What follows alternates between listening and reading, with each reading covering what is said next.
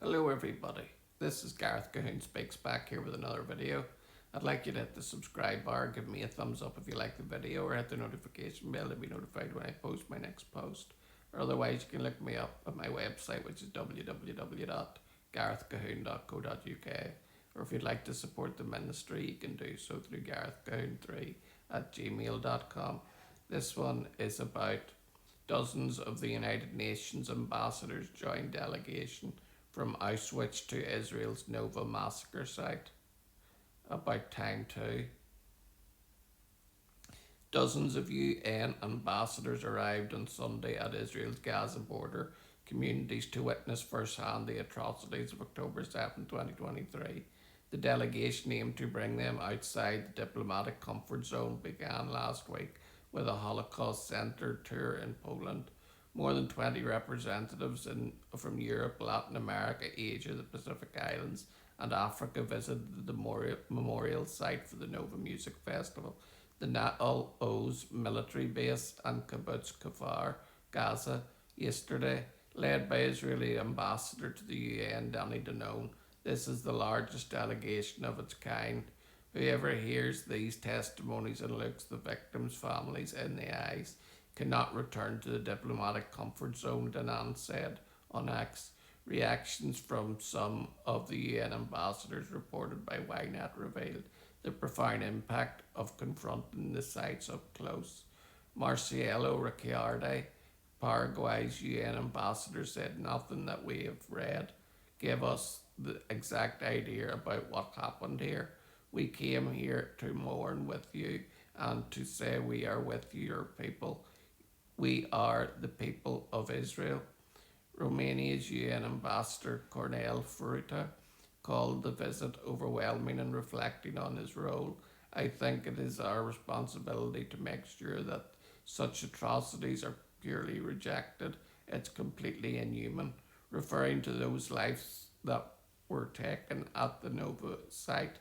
Zambia's UN ambassador Koola Milabo offered condolences, saying, I think we need to ensure that we never forget them and celebrate their lives, and adding the people of Zambia are with you and really share in your pain.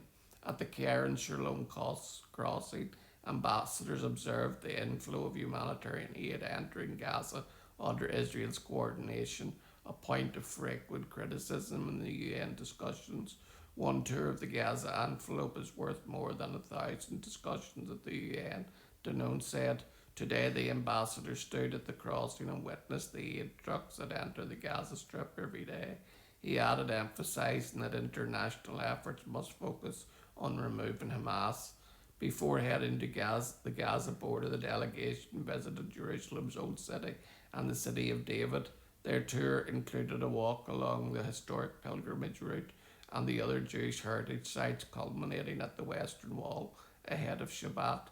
The mission began last Wednesday in Poland, where the UN ambassadors toured the remnants of Krakow's Jewish quarter and the former ghetto. Their itinerary included the historic pharmacy of Tadeusz Pan Kiwis and Oskar Schindler's factory sites that stand as a testament to both the depths of cruelty and the heights of human courage. From the grounds of the Auschwitz-Birkenau extermination camp, in a video post on X, Danon can be heard discussing the stark parallel between the Nazi atrocities and the Iranian regime's calls for the destruction of Israel. Here we understand exactly where hatred leads when the world is silent, he wrote. In a post accompanying a photograph of the delegation at Schindler's factory, Danon asserted the presence of the UN ambassadors serves as a clear reminder that we will never allow the world to forget what took place here and that the Jewish people stand strong. This marks the latest in a series of delegations led by Israeli permanent mission to the UN, including a recently as last year as part of the diplomatic outreach to the United Nations counterparts. Now, I've often told you in my videos that I call the United Nations the useless nothings. They're unelected bureaucrats that sit in their comfort seats, controlling how the rest of us live. I think it is an outdated body and should be done away with. But unfortunately, the Bible talks of a 10 nation confederacy that will get together and come against Israel in the latter days. And it's funny that the western part of the UN has got 10 member nations. So I think the UN will be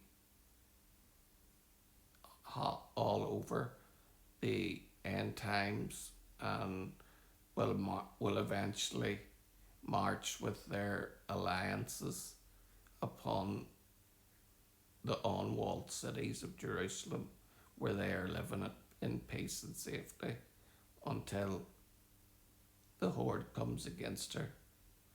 But at least some of this delegation will go back to the United Nations and tell their truth. Will it change the United Nations as a body? I don't have any will for that. I don't think it can happen. But what happened here was a great thing, and there needs to be more of it. Shalom, Maranatha, and Hallelujah.